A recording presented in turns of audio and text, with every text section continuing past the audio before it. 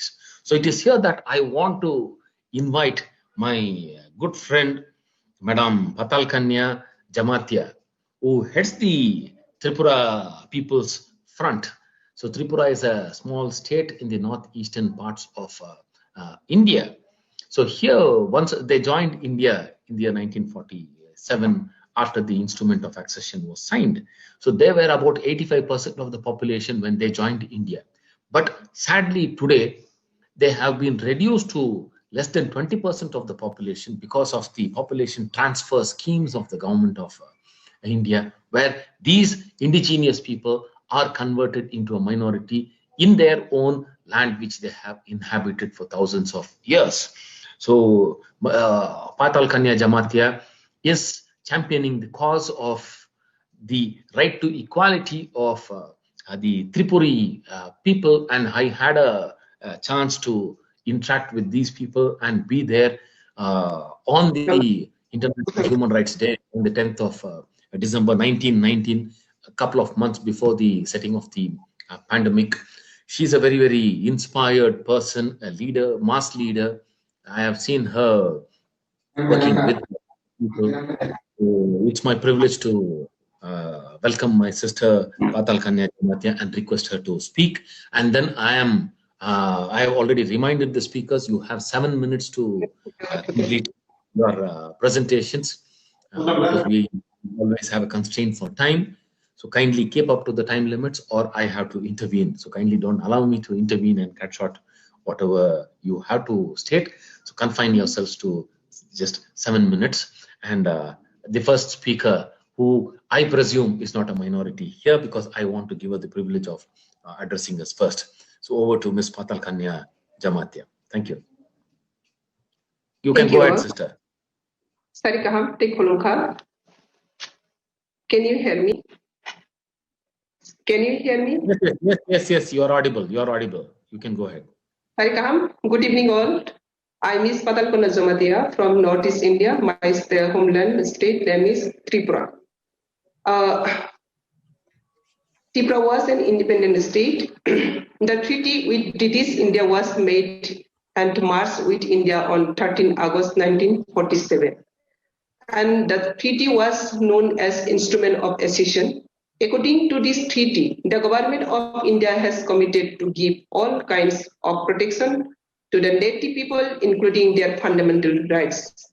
When Tripura marched into Indian Union, the population of the native people, the Borak nation, consisted of 93% of the total population of the Tripura state. Unfortunately, India forces the Tripura royal family to sign a second treaty on 15 October 1949. The agreement was further intentionally made weak and relaxed in the name of Merger Agreement 1949. Since then, India has intervened and encroached in all the rights of the indigenous people of Tripura. Millions of illegal Hindu immigrants have started to enter into Tripura from East Pakistan, now Bangladesh. The government of India, in spite of knowing the fact, have remained silent and had been encouraging the illegal influx for region not known to us. Even after the formation of Bangladesh in 1971, the India government have been allowing to enter Tripura continuously at faster pace, due to which after 7 years, the indigenous people have become a minority in their own ancestral homeland. To this sadly, the native people are below 20% and our 20% and our democratic or our administrative and our economic and snares away. Now, presently, we the indigenous people have become so helpless that indigenous people are scared to fight for their fundamental rights. The unofficially population of Tripura is above 50 lakhs, and the Aboriginal people of Tripura in only 8 lakhs. Millions intruders who have illegally entered into Tripura are given democratic rights and political rights by the government of India. Not only as a refugee, but millions are entering illegally till today, and the India government has put a notice board at the Indo-Bangla border welcoming the illegal immigrants and trying to wipe us out of our ancestral homeland. Today, as the majority of the population are Hindu Bangladeshis, they have snatched away all our political rights, administrative rights, and our socio-economic rights. Now, out of the total 60 assembly seats, 40 seats are for the illegal intruders, and only 20 seats are reserved for the indigenous people by name of ST category. As India is a democratic country, we are ruled by the illegal immigrants from East Pakistan, now Bangladesh, leaving one and only Mr. Dashrath Dev, indigenous people. For the past 70 years, illegal intruders are either elected or selected as Chief Minister of Tripura. Even the present Chief Minister of Tripura is a non-indigenous people and outsider. Thus, after the majority Bangladeshis intruders have occupied 40 seats in the 60-seat Tripura Assembly, leaving only 20 seats reserved for the indigenous people. The TT-ADC election was supposed to be held immediately after November 2020, but the state have intentionally withheld the election in the 28-seated council.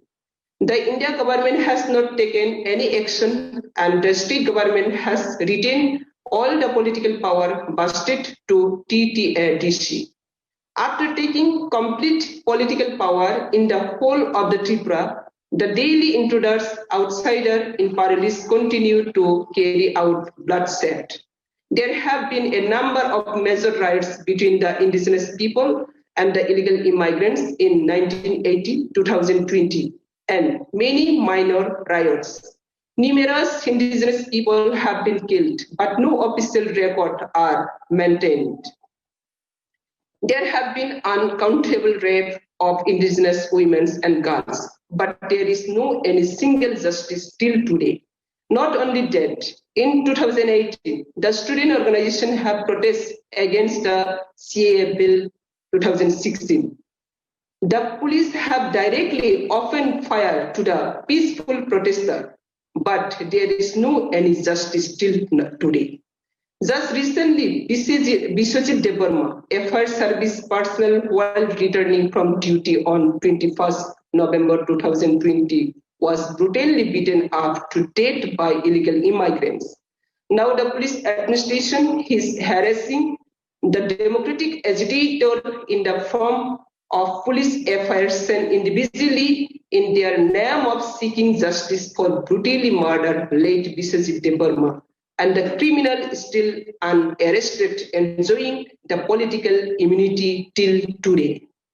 I have personally attended the 39, 40, 41 and 42nd session Human Rights Council at Geneva and highlighted the grievous condition of the indigenous people of Tripura and requested the world community to seriously look into the matter. But till now, no any initiative has been taken. So I would once again request the world community to take up the matter with the India government and compel the India government to solve our problem by implementing the NRC and detect, delete, deport all illegal immigrants and also to identify all refugees and give them status of refugees.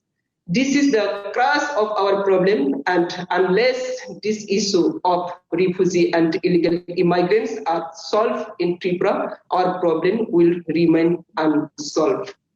Thank you all again. Thank you very much, sister, for your wonderful disposition and keeping up to the time limit and then putting across the problems of your people as a community leader. You have expressed how even victims of rape have not been able to get justice from the ruling governments in India. So it's really a very, very sad state of affairs. And then we have all seen that personally as to how your people have been undergoing this trauma and suffering. So let us hope that things are turning towards a better future for you and your people. So the next speaker